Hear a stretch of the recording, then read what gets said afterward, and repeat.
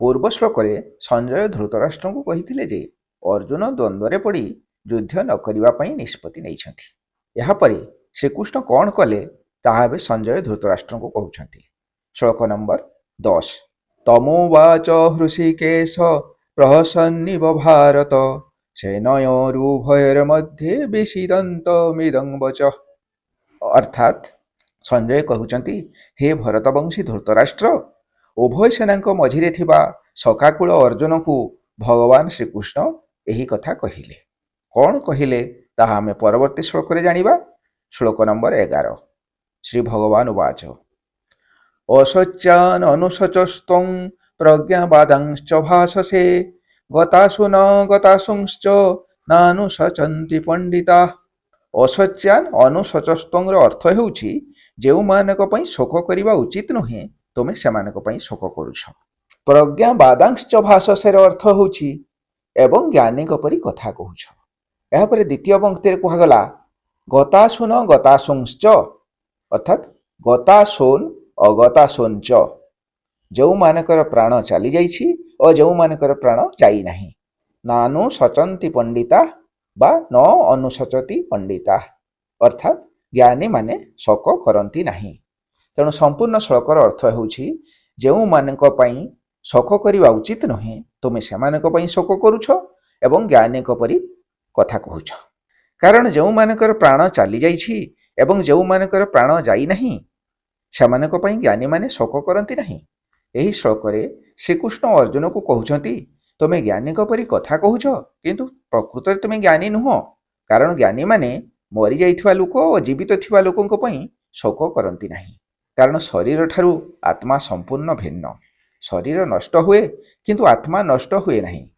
ଏହି ଦୃଷ୍ଟିରୁ ତୁମେ ଯେଉଁମାନଙ୍କ ପାଇଁ ଶୋକ କରୁଛ ତୁମେ ସେମାନଙ୍କୁ କେବଳ ଗୋଟିଏ ଗୋଟିଏ ଶରୀର ବୋଲି ଭାବୁଛ, କିନ୍ତୁ ତୁମେ ଭୁଲି ଯାଇଛ ସେମାନେ ଶରୀର ନୁହନ୍ତି, ସେମାନେ ହେଉଛନ୍ତି ଆତ୍ମା। ଏହି କଥାକୁ ଭଲ ଭାବରେ ବୁଝାଇବା ପାଇଁ ଶ୍ରୀକୃଷ୍ଣ ପର ଶ୍ଲୋକରେ କହୁଛନ୍ତି। ଶ୍ଲୋକ ନମ୍ବର 12। ନ ତେବାହଂ ଜାତୁ ନାଶଂ ନ ତ୍ୱଂ ନେମେ ଜନାଧିପା ନ ଚୈବ ନ ଭବିଷ୍ୟାମ ସର୍ବେ ବୟମତଃ ପରମ୍। ନ ତେବାହଂ ଜାତୁ ନାଶଂ ନ ତୁ ଏବ ଅହଂ ଜାତୁ ନ ଆସମ୍। ଅର୍ଥାତ୍ ଏପରି ନୁହେଁ ଯେ ମୁଁ କୌଣସି କାଳରେ ନଥିଲି। ନ ତ୍ୱଂ ନେମେ ଜନାଧିପା, ଅର୍ଥାତ୍ ନ ତୁ ନ ଇମେ ଜନାଧିପା, ଅର୍ଥାତ୍ ନା ତୁମେ ଥିଲ ନା ଏହି ରାଜାମାନେ ଥିଲେ। ସେହିପରି ନ ଚୈବ ନ ଭବିଷ୍ୟାମ ସର୍ବେ ବୟମତଃ ପରମ୍, ଅର୍ଥାତ୍ ନ ଚ ଏବ ନ ଭବିଷ୍ୟାମ ସର୍ବେ ବୟମ୍ ଅତଃ ପର, ଯାହାର ଅର୍ଥ ହେଉଛି ଏବଂ ଏହା ମଧ୍ୟ ନୁହେଁ ଯେ ଆମେ ସମସ୍ତେ ଭବିଷ୍ୟତରେ ରହିବା ନାହିଁ।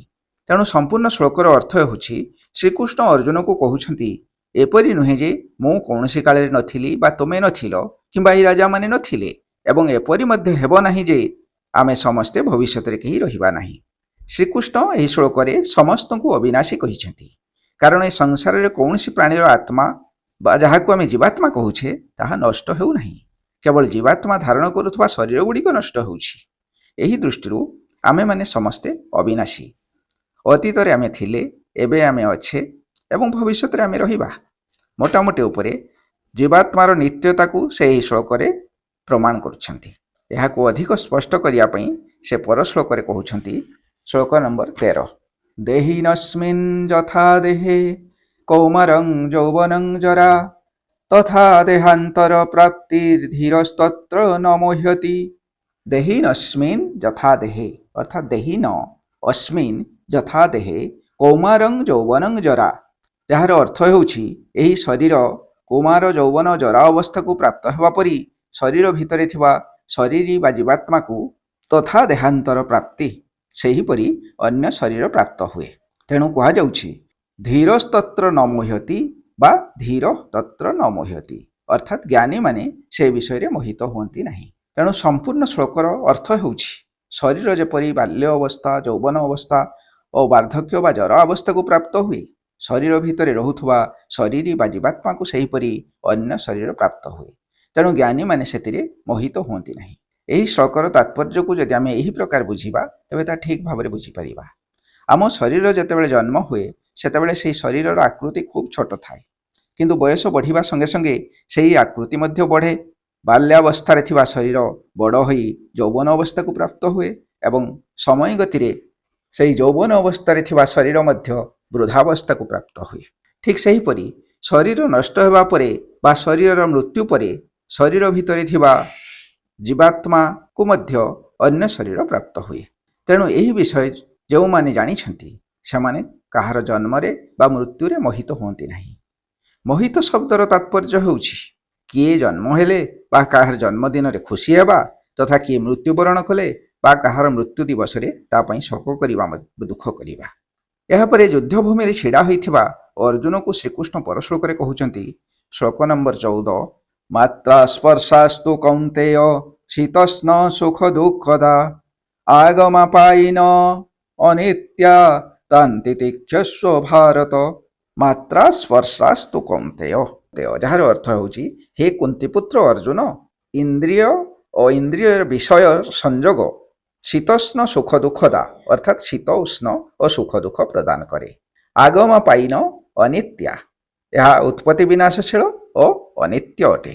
ଉତ୍ପତ୍ତି ବିନାଶଶୀଳର ତାତ୍ପର୍ଯ୍ୟ ହେଉଛି ଯାହା ଉତ୍ପନ୍ନ ହୋଇଥାଏ ବା ତିଆରି ହୋଇଥାଏ ତାହା ନିଶ୍ଚୟ ନଷ୍ଟ ହୁଏ। ତେଣୁ ଏହିସବୁ ପଦାର୍ଥକୁ ଅନିତ୍ୟ କୁହାଯାଏ। କିନ୍ତୁ ଯାହାର ଉତ୍ପତ୍ତି ନାହିଁ କି ବିନାଶ ନାହିଁ ତାହା ହେଉଛି ନିତ୍ୟ।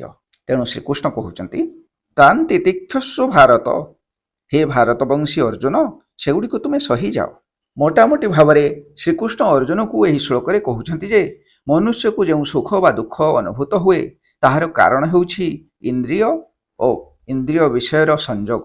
ତାହାର କାରଣ ହେଉଛି ଇନ୍ଦ୍ରିୟ ଓ ବିଷୟର ସଂଯୋଗ। ଅର୍ଥାତ୍ ଇନ୍ଦ୍ରିୟ ସହିତ ବିଷୟର ସଂଯୋଗ ହେଲେ ମନୁଷ୍ୟକୁ ଶୀତ ଉଷ୍ଣ ପ୍ରାପ୍ତ ହେଲା ପରି ସୁଖ ଦୁଃଖ ପ୍ରାପ୍ତ ହୁଏ ଏବଂ ଏହି ଯେଉଁ ସୁଖ ଦୁଃଖ ଆସେ ତାହା ସ୍ଥାୟୀ ନୁହେଁ, ତାହା ଅସ୍ଥାୟୀ ବା ପରିବର୍ତ୍ତନଶୀଳ। ବର୍ତ୍ତମାନ ଯଦି ଜଣେ ସୁଖ ଭୋଗ କରୁଛି ଠିକ୍ ତା ପର ମୁହୂର୍ତ୍ତରେ ସେ ଦୁଃଖ ମଧ୍ୟ ଭୋଗ କରୁଛି। ତେଣୁ ଏହି ପରିବର୍ତ୍ତନଶୀଳ ବା ଅନିତ୍ୟ ବସ୍ତୁରେ ତୁମେ ସୁଖ ଦୁଃଖ ଅନୁଭବ ନ କରି ତାକୁ ସହନ କର ବା ସହିଯାଅ। ଏସବୁ ସହିଲେ କ'ଣ ହେବ ତାହା ପରବର୍ତ୍ତୀ ଶ୍ଲୋକରେ ଶ୍ରୀକୃଷ୍ଣ କହୁଛନ୍ତି, ଶ୍ଲୋକ ନମ୍ବର 15, ଜଂ ହି ନ ବ୍ୟଥୟନ୍ତେ ତେ ପୁରୁଷଂ ପୁରୁଷର୍ଷଭ ସମ ଦୁଃଖ ସୁଖଂ ଧୀର ସମୃତତାୟ କଳ୍ପତେ। ଜଂ ହି ନ ବ୍ୟଥୟନ୍ତେ ତେ, ଯେଉଁମାନଙ୍କୁ ଏହା ବ୍ୟଥା ପ୍ରଦାନ କରେ ନାହିଁ। ପୁରୁଷ ପୁରୁଷର୍ଷଭ, ପୁରୁଷର୍ଷଭର ଅର୍ଥ ହେଉଛି ପୁରୁଷ ଶ୍ରେଷ୍ଠ। ତେଣୁ ଶ୍ରୀକୃଷ୍ଣ କହୁଛନ୍ତି ହେ ପୁରୁଷ ଶ୍ରେଷ୍ଠ ଅର୍ଜୁନ, ଯେଉଁ ମନୁଷ୍ୟକୁ ଏହି ଶୀତ ଉଷ୍ଣ ବା ସୁଖ ଦୁଃଖ ବ୍ୟଥା ବା କଷ୍ଟ ପହଞ୍ଚାଇ ପାରେ ନାହିଁ, ସୁଖ ଦୁଃଖ ବା ଶୀତ ଉଷ୍ଣରେ ସମଭାବ ପୋଷଣ କରୁଥିବା ସେହି ଜ୍ଞାନୀ ମନୁଷ୍ୟ ହିଁ ଅମୃତତ୍ୱ ପ୍ରାପ୍ତ କରିବା ପାଇଁ ଯୋଗ୍ୟ ହୁଅନ୍ତି। ଅମୃତତ୍ୱର ଅର୍ଥ ହେଉଛି ଈଶ୍ୱର ପ୍ରାପ୍ତି ବା ମୋକ୍ଷ। ଏହି ଶ୍ଲୋକରେ ଶ୍ରୀକୃଷ୍ଣ ଅର୍ଜୁନକୁ କହୁଛନ୍ତି ମନୁଷ୍ୟ ଯେଉଁ ଦୁଃଖ ଭୋଗ କରେ ତାହା କ୍ଷଣିକ। ବର୍ତ୍ତମାନ ଯାହା ଆମକୁ ସୁଖ ବୋଲି ଲାଗୁଛି ପର ମୁହୂର୍ତ୍ତରେ ସେହି ସୁଖ ହିଁ ଦୁଃଖରେ ପରିଣତ ହେଉଛି ଏବଂ ଯିଏ ଦୁଃଖ ଭୋଗ କରୁଛି ତାହାର ଦୁଃଖର ମଧ୍ୟ ପର ମୁହୂର୍ତ୍ତରେ ଦୂର ହୋଇଯାଉଛି। ତେଣୁ ଏସବୁ ହେଉଛି ଅନିତ୍ୟ ଓ ପରିବର୍ତ୍ତନଶୀଳ। ଇନ୍ଦ୍ରିୟ ଓ ବିଷୟର ସଂଯୋଗ ହେତୁ ଏହି ଶୀତ ଉଷ୍ଣ ବା ସୁଖ ଦୁଃଖ ମନୁଷ୍ୟକୁ ପ୍ରାପ୍ତ ହେଉଛି। ଆଜି ପାଇଁ ଏତିକି। ଭିଡ଼ିଓ ଭଲ ଲାଗିଥିଲେ ଲାଇକ୍, ସେୟାର ଓ ସବସ୍କ୍ରାଇବ୍ କରି କମେଣ୍ଟ ବକ୍ସରେ ନିଜର ମତାମତ ଜଣାଇବେ। ରହୁଛି, ଜୟ ଜଗନ୍ନାଥ।